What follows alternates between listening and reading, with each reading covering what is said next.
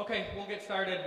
For those that don't know me, my name is Kyle Miller. I'm Associate Dean in the School of Architecture. And before we begin, I'd like to rehearse the land acknowledgement of Syracuse University, which is something that the university has in place to help us all acknowledge the people who occupied this land before we did, with the hopes of creating a more inclusive and welcoming environment for Indigenous communities.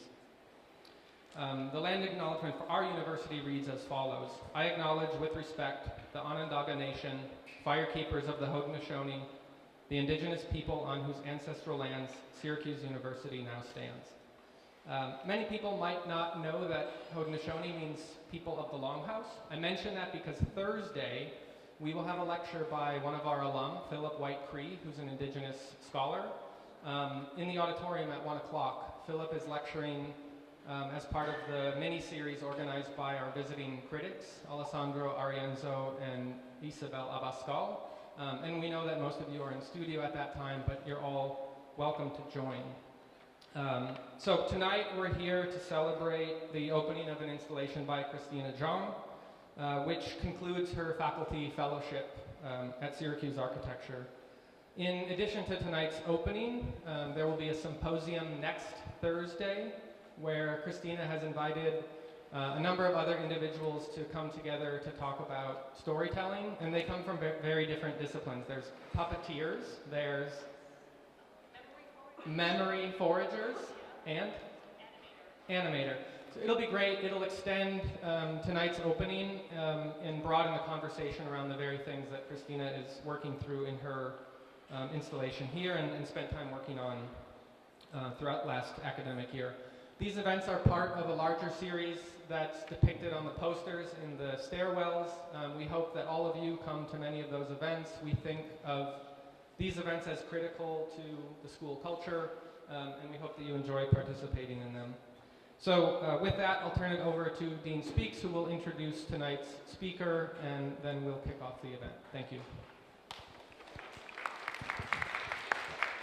Thank you, Kyle. I just want to make a few comments about the Boghosian Fellowship first, and then introduce our speaker, and we will make a presentation and then open the exhibition.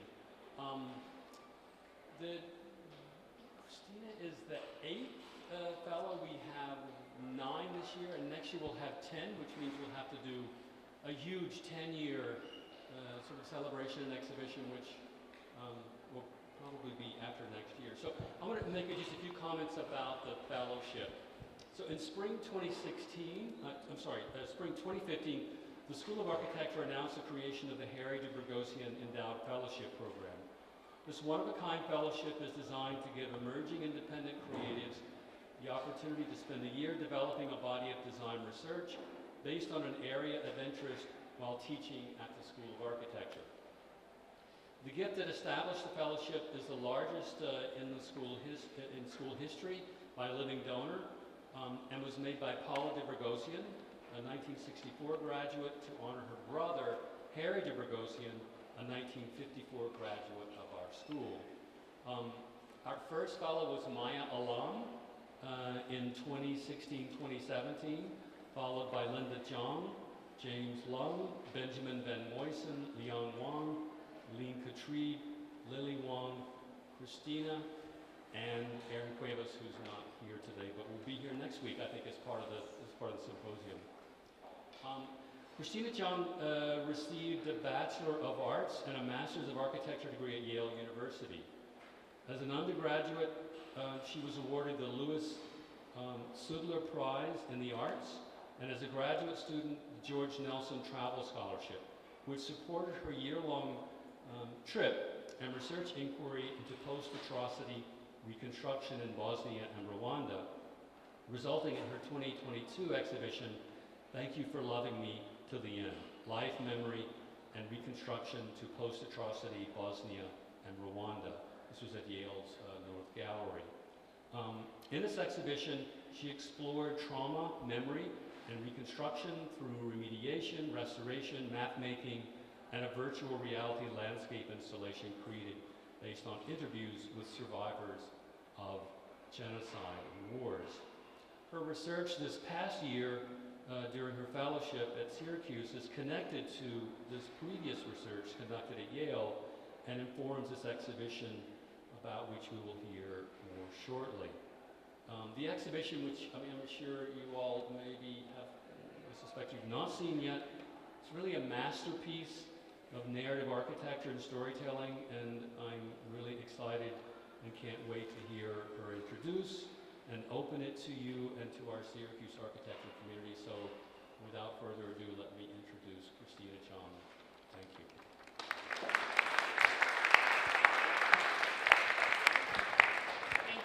Thank you very much, Michael and Kyle, for the wonderful introduction. I'm really honored to be here to open my exhibition and share this moment with all of you.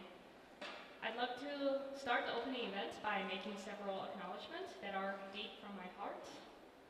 Predicted Michael's introduction, I want to start by thanking Syracuse University and the Harry de Boghosian Fellowship. And as Michael has introduced, it's still really surreal to me how much I have grown as an independent designer, scholar, and educator in this 1 year. And I'm really grateful for the fellowship's generous support. And I, of course, want to thank Dean Michael Speaks, who has worked closely with me throughout the year. He gave me absolute freedom and support to explore, and during our weekly meetings that Michael has generously offered, he challenged me with all the right questions and completely reshaped my research and the exhibition you're about to see today. Thank you, Michael. I also want to thank Eliana Abahanti, who played an integral role in my research and career development, and Kyle Miller, who really supported my growth as an educator. So thank you. I also had a lot of really precious moments with my colleagues and staff members here. They invited me to many wonderful conversations and fed me a lot of food.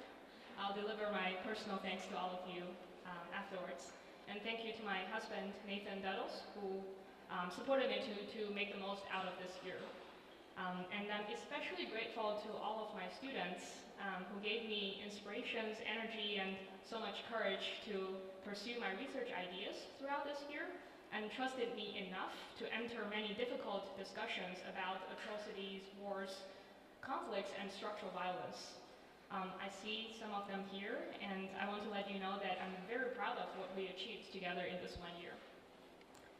I'll also give a shout out to the exhibition production team who spent the summer with me and trusted me in the chaotic process. My research assistants, Aryan Ambani, Karen Velasquez, and James Nadir, thank you very much. And Mike Giannatasio and John Bryan from the fabrication shop, thank you for the days you spent in the CNC milling room to help me realize my ideas. And thank you the photographer Lee, who's also here today, and whose photos you'll see very soon in this presentation.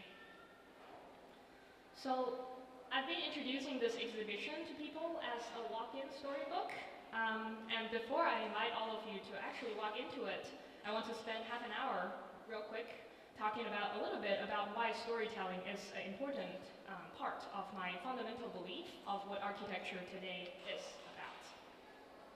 Like many of you sitting here today, I became an architecture major when terrorist attacks and atrocities were on the news almost every day, when images of human disaster and destruction would flood in as I worked in the studio. It was a really troubling time to become an architect, and it's perhaps natural that my later inquiry and research all started with this one existential question that I kept asking myself back then. As a placemaker, how would I reconstruct a disrupted city? How can we use our resources and our spaces to help and heal and reestablish life for people? To find answers to these questions, I had to look at the recent history to study how countries recover and rebuild. In 2021, with a research grant Michael has mentioned, I traveled to Bosnia and Rwanda, two countries that both went through the greatest human disasters in our contemporary era and have been undergoing restoration and reconstruction for 2 decades. I wanted to study their reconstruction process and understand architecture's role in shaping their not just physical, but also the political and social landscapes today. I started by visiting, analyzing, and drawing buildings with complex political significance in these two countries, and documented the different ways architecture has been politicized in post-traumatic landscapes. In some cases, buildings are vessels for justice, but in some other cases, buildings are just as easily weaponized to induce injustices and oppress memories. On the topics of weaponizing architecture, I looked at why public infrastructure like schools, markets, churches, and hospitals that are often seen as the safest places tend to also become the first massacre sites. How buildings with violent histories are deliberately repurposed to become tourist attractions as a way to erase the violence they could otherwise testify. On the flip side, I also documented ways people use buildings to reclaim their city after a war through writing, protesting, graffitiing, and engraving messages on the walls, public streets, and monuments. How these permanent marks left on building surfaces are used as testimonies and evidence to bring justice to a traumatized community, and how trees and flowers and soil and all parts of natural landscapes become the symbols of hope and healing in the restoration process. Intuitive mapping also became a natural method for me to visualize the intangible things in these complex post-traumatic cities. Highlighting the geopolitical landscapes of violence, the levels of trauma and displacement one experiences in the unfolding of an atrocity, and the long journey to find justice and peace, and the decades and decades of slow memory making and recovery process. As I collected information from fieldwork and archival work, architecture was a lens that allowed me to analyze and understand complex socio-political situations in a post-traumatic landscape, and tools like drawing and mapping helped me visualize these underlying connections of power, oppression, and resistance I unraveled. But I knew too that architecture isn't just a tool to analyze data or study something. It also has the ability to touch and shape people's lives. So after this initial stage of understanding the larger context, I started collaborating with local artists and organizations to actually make spaces that could heal, connect, and comfort a post-traumatic population. While I was doing research in Bosnia, a nonprofit organization, Justice for Women, approached a Bosnian artist and me to make a project where women who survived gender-based violence in genocides in Rwanda and Bosnia can safely share their stories with the rest of the world as a process of connecting with other survivors, healing themselves, and advocating for the end of gender-based violence. For half of the year, I worked together with my collaborator to imagine ways where we could create a safe space for people to talk about healing without having to relive their trauma. Instead of focusing on the violence and the traumatic events themselves, we invited these women to talk about natural landscapes around them, and through these landscapes, their long journey to healing.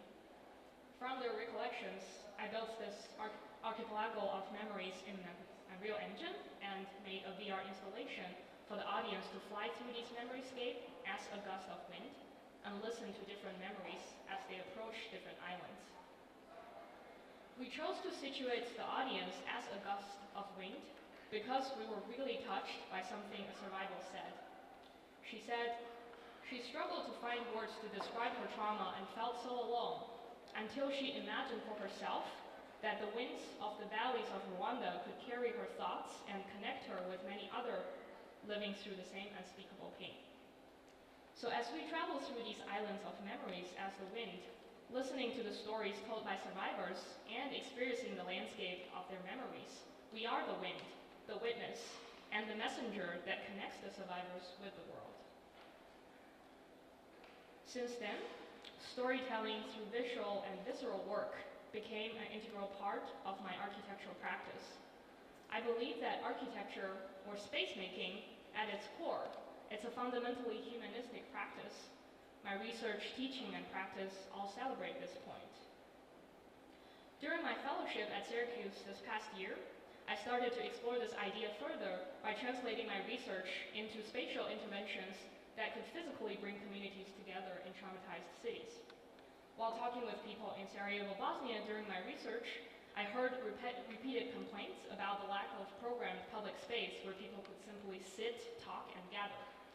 Public spaces in Sarajevo used to be sites of trauma, triggering memories of being exposed to snipers during the siege.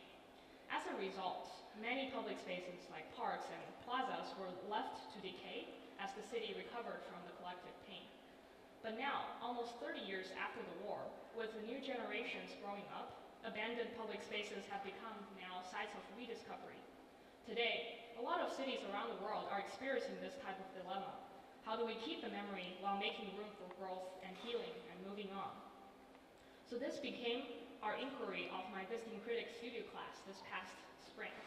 My students and I visited Sarajevo to witness and physically experience the tension between memory and renewal in the city's urban space. I challenged my students to design an urban seed library, a living archive, an interactive public museum of seeds and memories that also encourages urban gathering. There, students and I opened our minds to experiment with all kinds of visceral ways to storytelling and space making. We wrote poems, we were touching the soil, making papers from seeds and plants, making noticing walks through the cemeteries, and running our fingers through the bullet holes on the walls and streets. Of course, my students had a lot of revelations there through these activities. Joey, who ended up designing a traveling looming machine to weave seed blankets in the city, told me that he could literally feel the physicalization of hope in the city. After returning to Syracuse, he used this studio course to explore how stories and spaces of stories can connect generations, transmitting the lost memories of war to the younger citizens, and how the act of love can be spatialized into a public infrastructure that actively influence urban spaces. Joanna made a terrific stop-motion animation to make a statement that architecture is merely a holder of experiences and stories. We design spaces for life to happen, and in the end, it is the stories that complete the spaces we make. Hurry's entire project ended up being a story. A simple but profound story about a family who survived the war and the siege by growing their own pumpkins, using a little seed library to grow a pumpkin patch in their grandpa's cemetery 30 years later. The architecture itself takes a backseat, making room for growth and love to sprout out and connect through the spreading of seeds.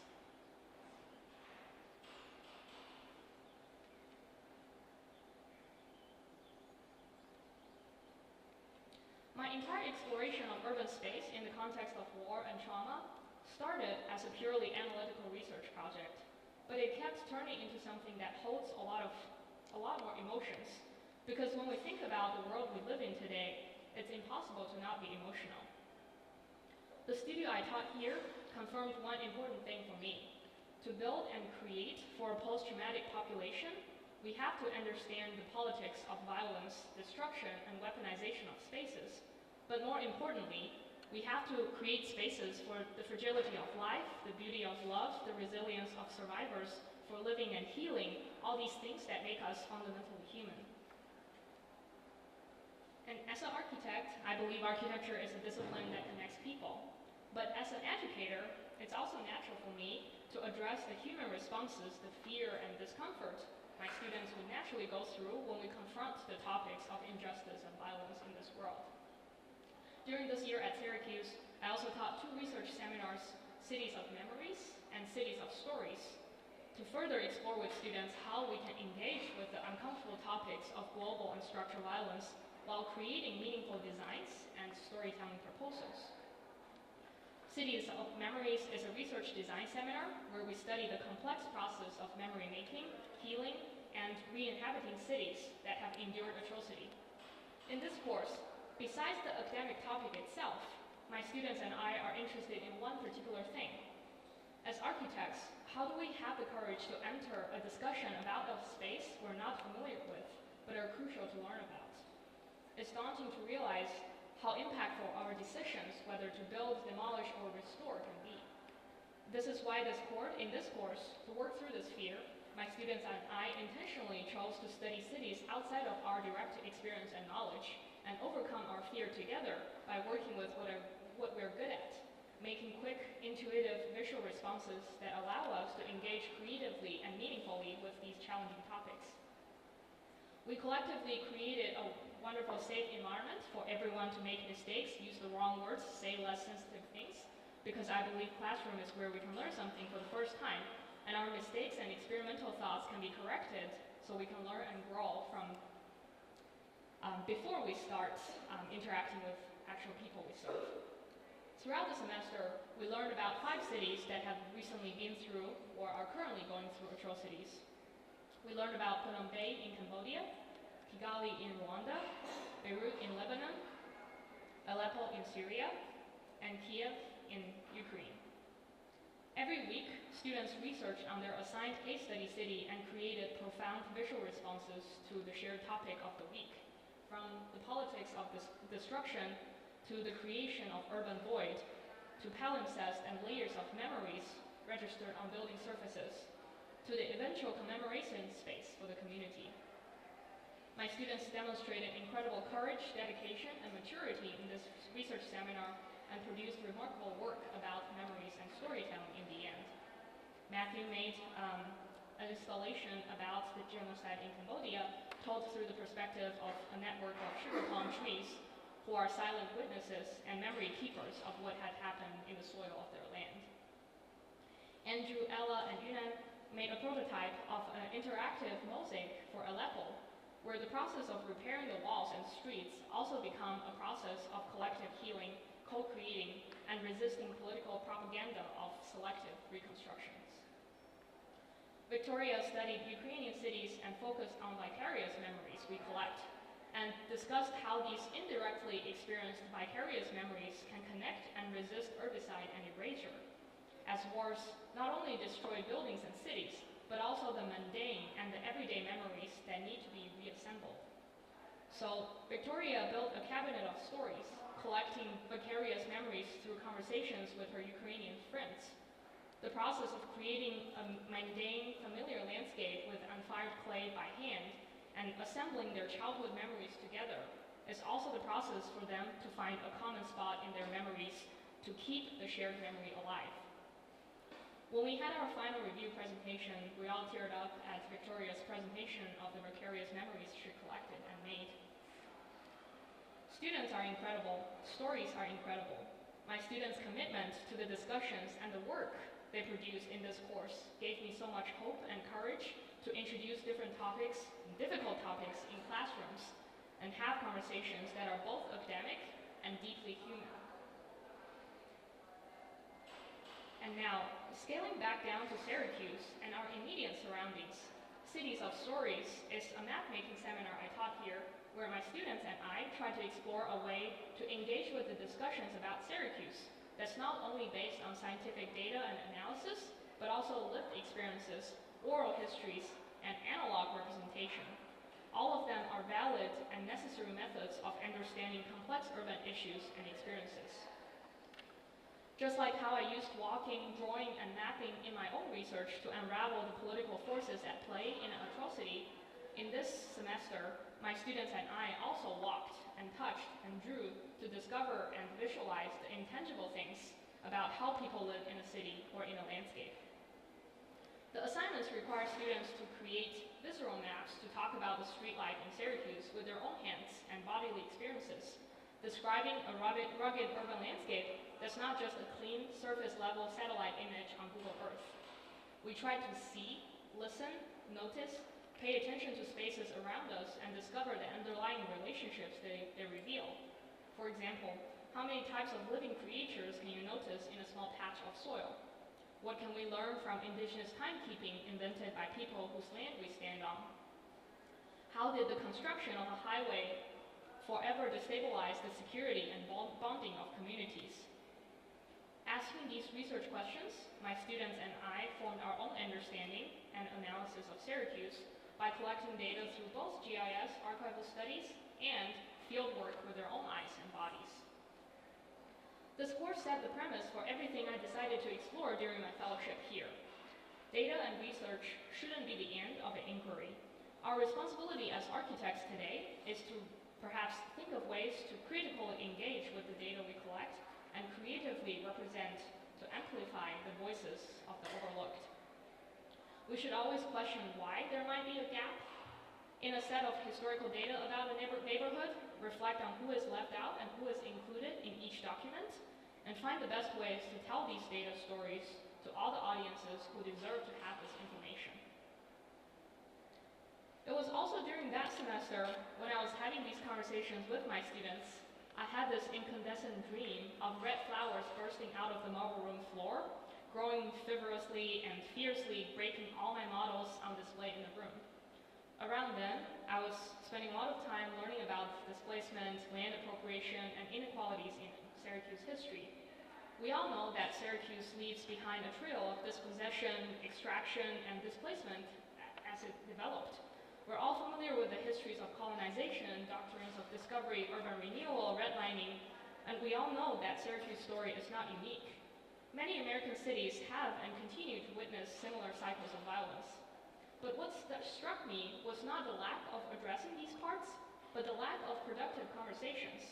As I was reading about Syracuse history and current struggles, I found so many conversations, great conversations, but happening in isolation, or people with incompatible perspectives having disconnected conversations without ever really engaging or understanding each other.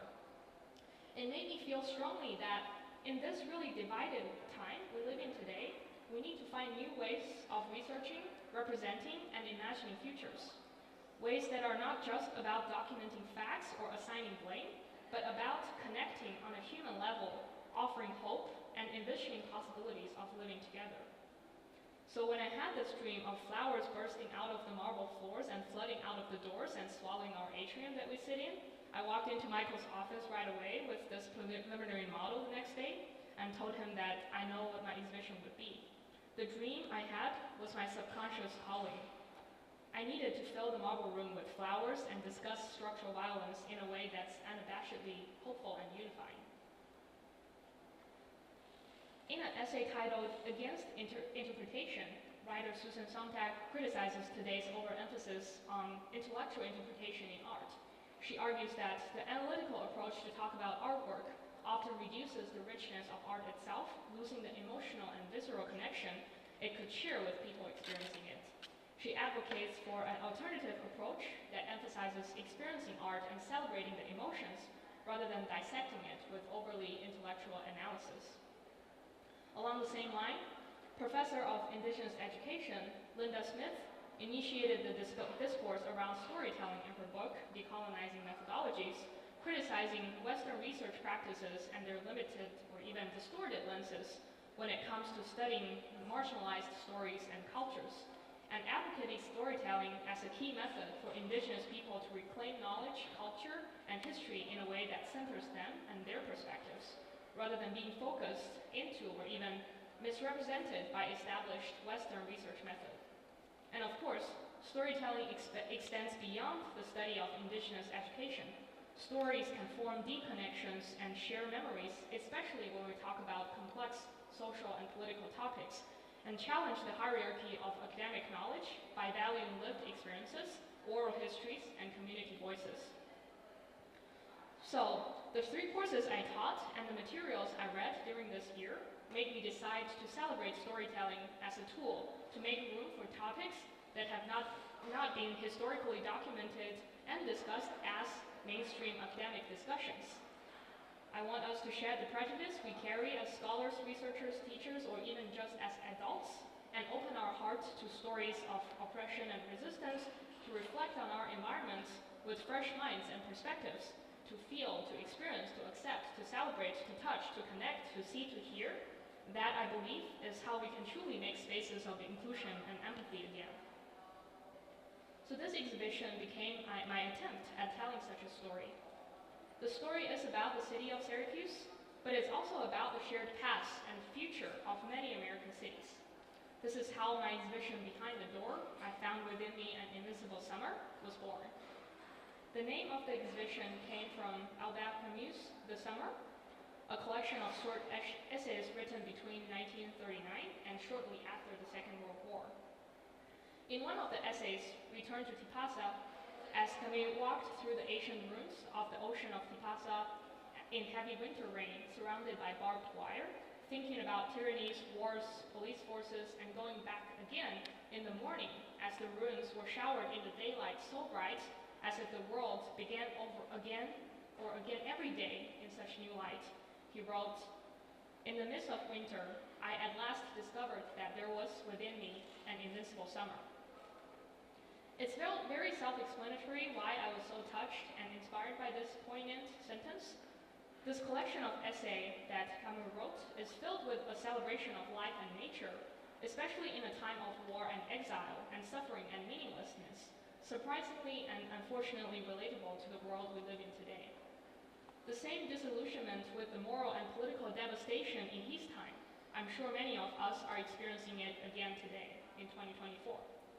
But the rebellious refusal to have despair and the wholehearted embrace he gives to the sun, the ocean, the light, the ancient ruins, the summer, is something I also want to express when I dreamed about flowers filling up and bursting out of this building and summer and light spilling out of here. Now, to introduce you to the content of the exhibition itself without revealing too much, behind the marble room door is a walk-in storybook about the city of Syracuse, where 3 stories about hope, kinship, and life unfold. The first story in this exhibition is told by a burrowing cicada who delves into the hidden layers of history, violence, and time that are often buried and overlooked in the earth. In this story, you'll walk and read and observe. The cicada will lead you through a short journey. The inquiry prompts you to question the things we often take for granted. Who built our city? Who was erased or exiled in the process? What did this empty parking lot used to be? Who paved the road and who was displaced? The second story in the exhibition, this time told by A Magical Lake, explores themes of life, nature, and land ownership against the familiar backdrop of colonization, industrialization, and environmental extraction. The installation is designed as an open book with a turning page, simultaneously revealing 2 stages of the lake's memory. As you turn the page by walking from one side to the other, you'll hear the lake's soft whisper coming from the pages. Here, you will sit and listen, or move and discover. In this story, the generous lake can breathe life into water and air, nurturing all forms of aquatic and terrestrial creatures. However, as industry started invading her body, she has lost her ability to bring life into this world. The story imagines the lake's quest to understand this loss and her journey to reconcile with the past and reclaim her power. The final story in this exhibition is told by a dandelion who discusses kinship, community, and resilience amidst displacement and dispossession. In this story, you'll sit down and watch. Set within an abandoned, overgrown kitchen, this storybook installation houses the lingering memory of a dandelion plant, a silent witness to the life and history on her patch of land.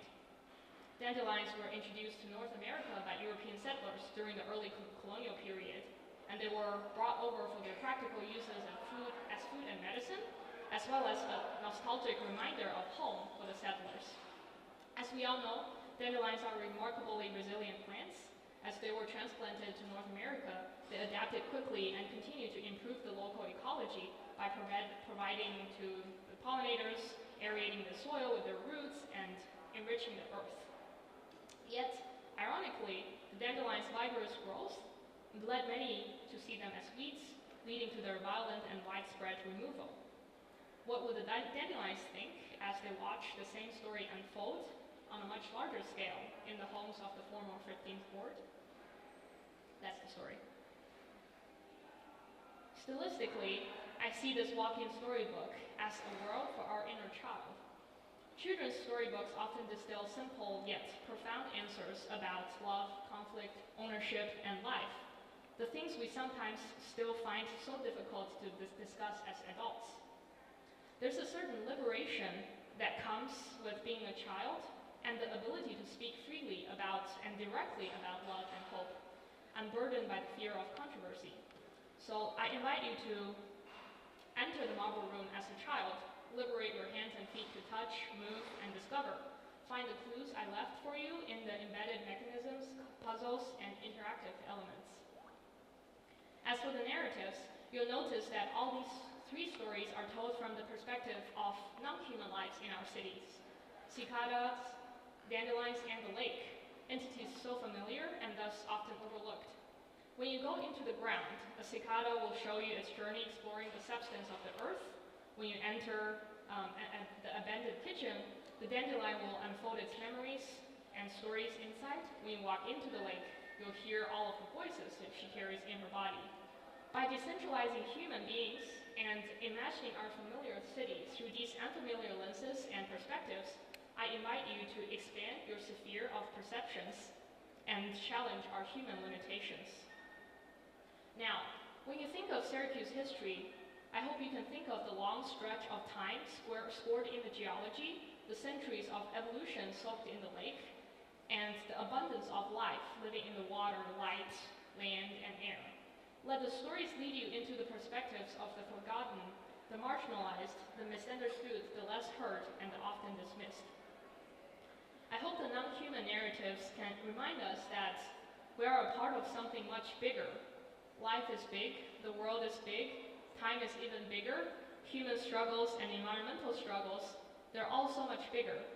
We should perhaps sometimes zoom out of our immediate environments, and maybe, if we forget about the minute problems we deal with in our everyday life and look around, we'll find that we can become much more generous human beings in a benevolent city.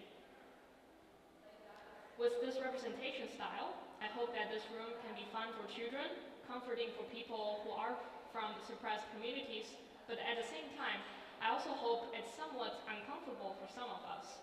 I hope this walking storybook will also push us to confront the pain and struggles created by the structural violence that we all play a part in, and connect with it in a more human way. Lastly, as you reach the end of this storybook and come out of the marble room again, you'll encounter the cabinet of footnotes. This cabinet represents an alternative method to catalog research, one that celebrates the bibliography and makes academic research fun and accessible. One that, obviously, this walk-in storybook I made is supported by invaluable research done by community members, scholars, historians, activists, and people of Syracuse. These individuals and their work and stories form the very foundation of the stories shared in this exhibition. It will be a disservice to merely reference them as traditional citations, so I want to make these references a continuation of the interactive experience of the exhibition and invite you to engage with these sources in a tactile and personal way. As you open each drawer, I hope you feel the joy of discovery and a sense of curiosity and wonder that comes with academic inquiry, which really shouldn't be static and distant, but rather alive and engaging. Also, all the references in the cabinets are annotated with a summary that seeks to make the material accessible to as many readers as possible, especially as we confront Syracuse's legacy of exclusion, which also often extends to the way knowledge is produced and shared. So I hope you can all stop by the cabinet of footnotes at the end of your visit, open the drawers, engage with the sources, and extend the conversations to people around you, like what Omar and Noor are doing here in this photo. Ultimately, I hope this walk-in storybook introduces a greater sense of empathy into today's increasingly divided world. Knowing all the violence and injustice in our broken world, I want us to still believe in reciprocity, resilience, and reclamation, to still have the ability to hope and love. Hence the title of the exhibition. The hope in this context is not naive and disconnected from the realities of the world we live in today. It's a hope that's grounded in sober understanding of the cycles of violence and oppression that persist around us, but propelled by the conviction that the dead of the winter will give rise to the invincible summers within us. Thank you very much.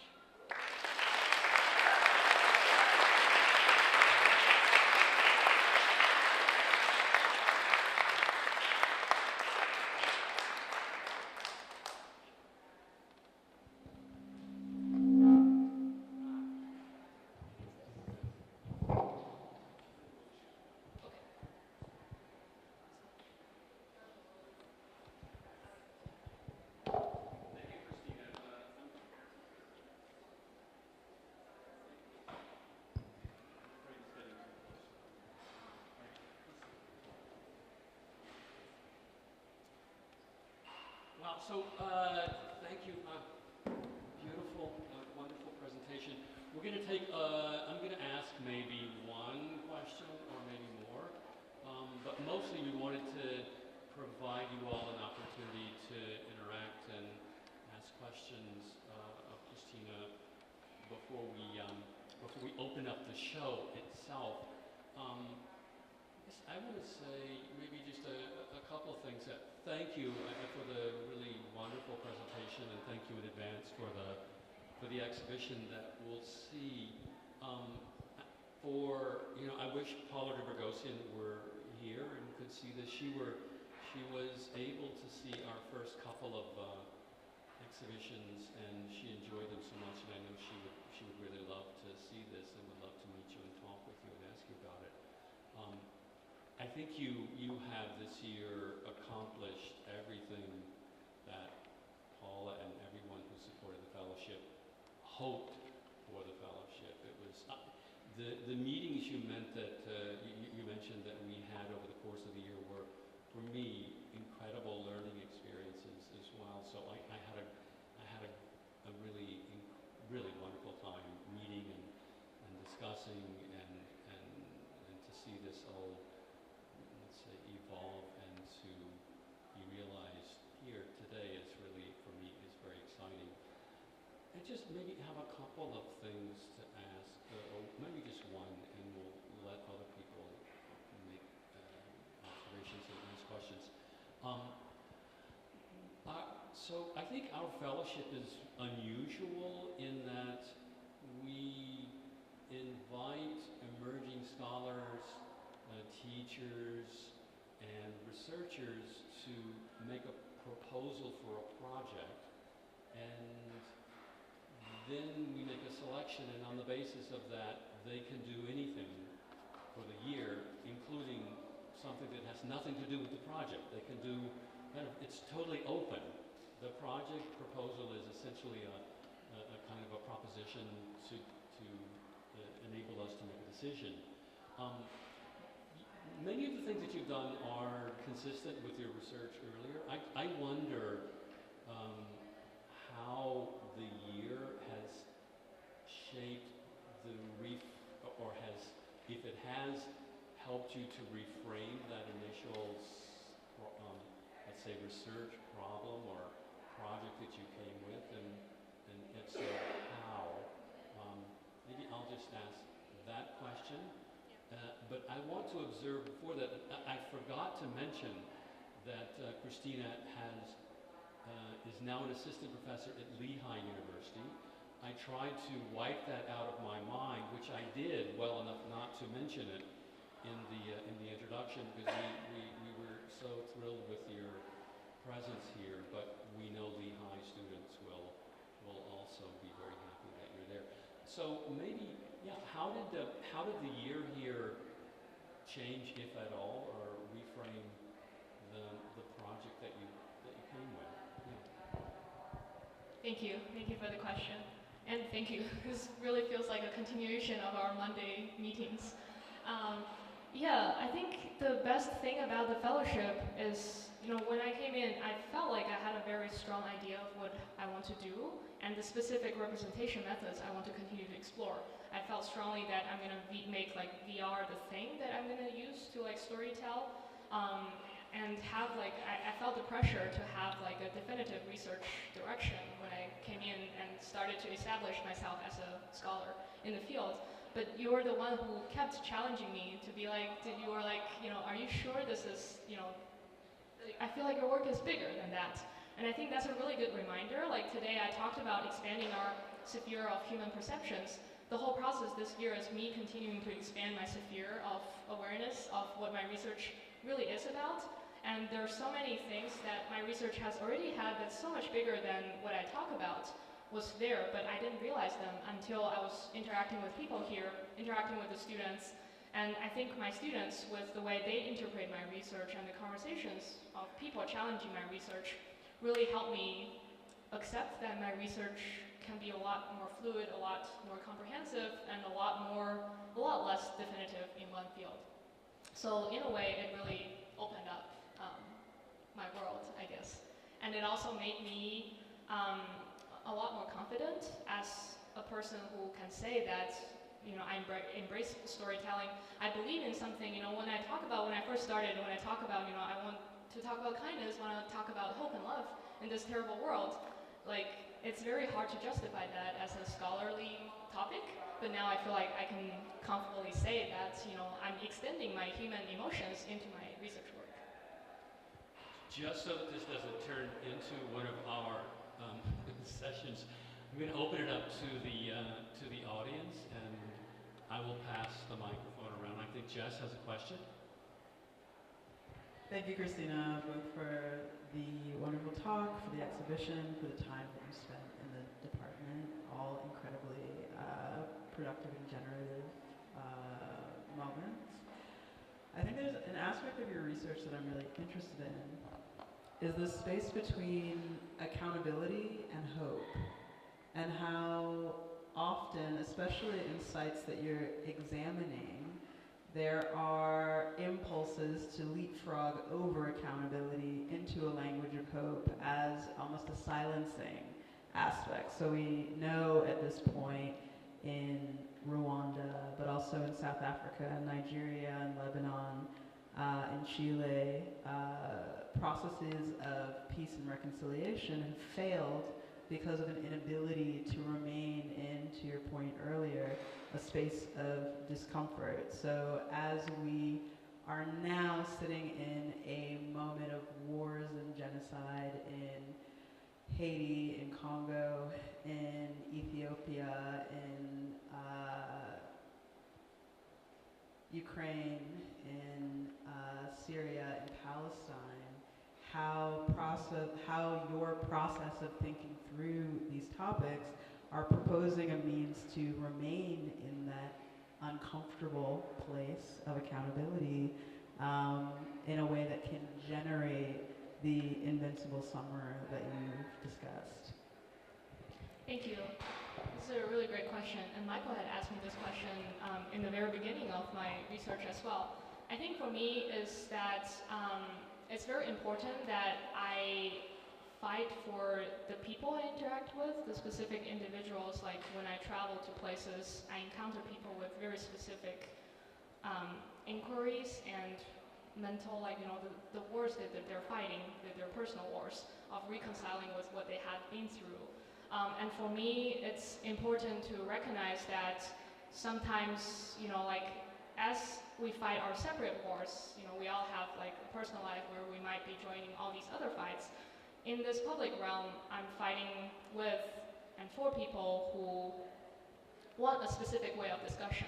It's frustrating to fight for one thing and have these disconnected conversations where I'm defending myself, you're defending yourself, we're not really talking. So for me, it's really important to find all kinds of ways, if it's a children's book, if it's completely sugar-coated, to enter that zone where both of us, we have this incompatible wall between us. So I'm trying to break that wall in all kinds of my work. And I feel like visual work and experiential work is the way to do it. I want to lure someone in, I want to open up this space, and then make them slowly realize that maybe it's about something else, maybe there's more we can think about. I guess that's what I'm really interested in operating in. And with the US politics, I'm tired of saying that I don't want to talk to certain people, but it's really more about how do we create a space where we can talk about the things we agree with and then slowly push that boundary. Thank you. Would it be fair to say that, you mentioned this maybe partly in response to this, in your courses, in the discussions around studio, you try to create a safe space for that type of conversation. You all traveled last year to Sarajevo too with students, and I think there a lot of things. The students had to confront things that they didn't imagine before, and I think my guess is there are probably spaces and places where that kind of inquiry is more productive, and places and spaces where it's not. Yeah, exactly. I think I'm realizing just through interactions with my students and through teaching itself, a lot of people hold certain views because of the lack of information. And to me, like, it's really important to create spaces where I can start be open to learn about each other's perspectives and then find entry points to have conversation. And there's also a really big, like a huge gradient of understanding wars and genocide. A lot of students, like when we went to Sarajevo, I realized that people don't necessarily understand death as a concept. Like students would ask me, like, why are cemeteries built in cities? Why are we just walking through cemeteries? It's super disrespectful. But then at the end of the trip, they told me that, oh, I realized when the city has been through the war so recently, you are like, the cemetery is like where all your family is, and you're really walking through them because your family is, they are ghosts and you're living among them. It's not a disrespect, but a way of dealing with death and continuing death. And I feel like conversations like this, like it's not necessarily about genocide, about war, about how we see the world and what we believe in, but these are ways I feel like all these gray zones that we don't necessarily think about are things that would extend conversations and extend understanding. And now with this new understanding, I'm sure people will think differently about death and about, losing people. Other questions?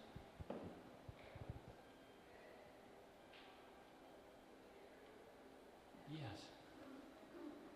And maybe we'll just take this one or one more so that we can actually get to the open. Hi, Christina, thank you. So I'm a literature studies scholar teaching in a medical school, and so I really deeply admire and respect your interdisciplinary approach.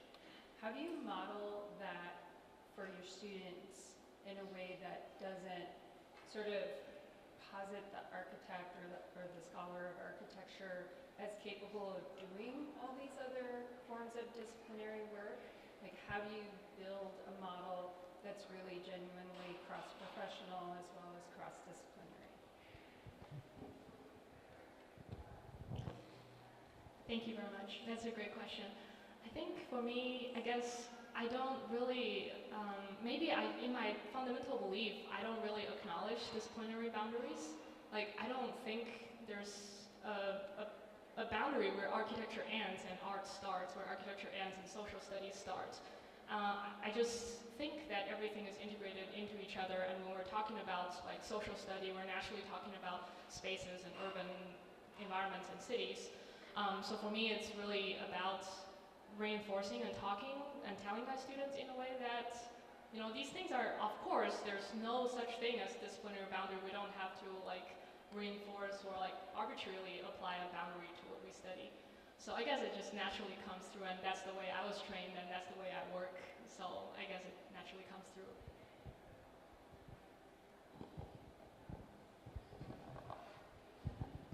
Okay. Oh, yes, okay. This one's easier.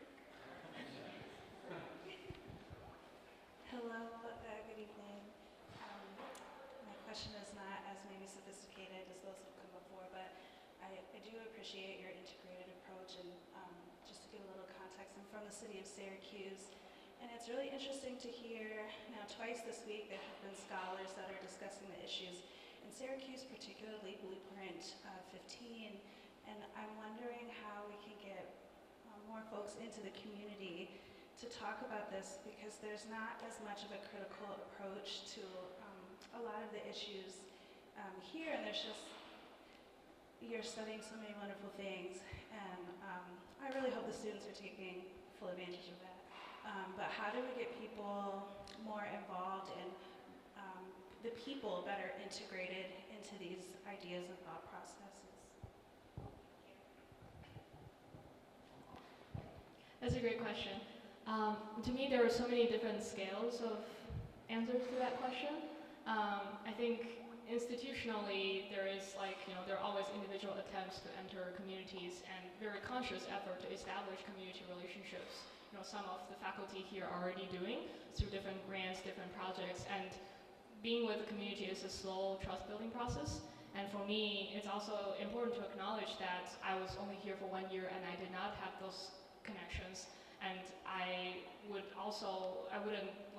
go beyond by saying that I made a tremendous effort of really connecting with people, because I know I'm not like dedicated here to be a long-term scholar studying Syracuse.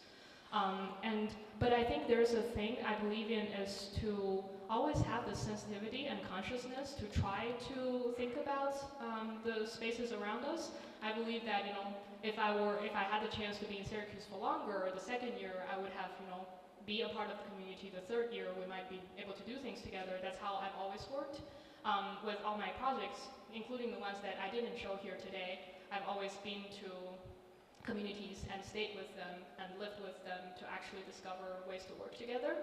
So I think to me it's important to acknowledge that community relationships can't just be the surface level, like I'm gonna come talk to you, have a workshop with you, and now I've done my community share part.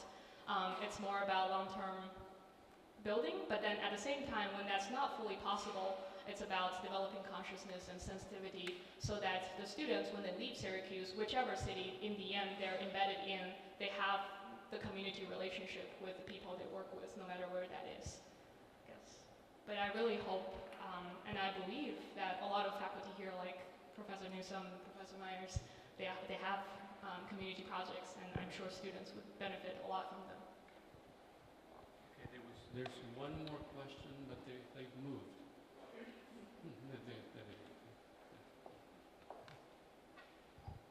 Thank you for your presentation. I really enjoyed, especially the first part when you're talking about methodology and your classroom, and I really enjoyed it, especially when you were talking about how, you know, it's a difficult time to have a conversation even when we begin. And it parallels, you said, the early onset of maybe 1900, late 1800, maybe. Especially, I was thinking about like the kind of ways in which we can record our feelings or emotions, and I think there's, you know, a particularly unique thing about the stop motion is that you could show a kind of, you know, DIY animation. But you know, I was thinking, you know, maybe the surrealists also had this the way of recording feeling through like automatic writing and lyricism. There's this incredible invention that happened because, you know, they wanted to record this other thing, and you know, I was interested in your take, maybe if you had other interesting ideas or is something that you're thinking about moving forward with studios such as this. Is there, because I think this could be an interesting disciplinary question too. Like, how do you teach something that is so foreign to us, or currently, I suppose, you know?